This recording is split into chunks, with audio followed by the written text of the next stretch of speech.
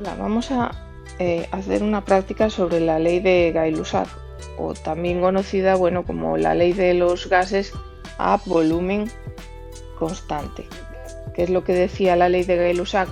Pues que cuando un gas experimenta transformaciones a volumen constante, el cociente entre la presión que ejerce y su temperatura absoluta permanece constante, es decir, P partido por T es igual a constante.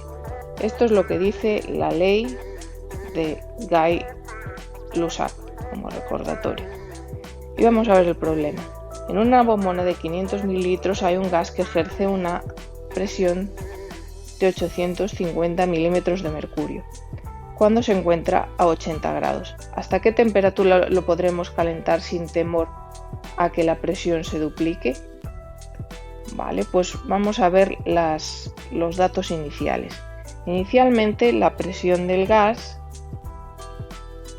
son 850 milímetros de mercurio y se encuentra a una temperatura inicial de 80 grados centígrados, que lo vamos a transformar en Kelvin más 273, pues esto da lugar a 353 Kelvin. Recomendación: siempre pasar a Kelvin estos problemas. Y nos preguntan hasta qué temperatura, es decir, lo que nos preguntan es la temperatura SU2, lo podremos calentar sin temor a que la presión se duplique, es decir, la presión tiene que llegar a ser 2 veces P1, ¿vale? Presión SU2 es 2 veces P1, es decir, es 2 por 850. En este punto se habría duplicado la presión, es decir, esto da 1700 milímetros de mercurio. Con todo esto ya puedo coger la ley de Gay-Lussac, que decía que P1 partido por T1 es igual a P2 partido por T2, y lo que quiero averiguar es, mi incógnita es la temperatura SU2 o la temperatura final.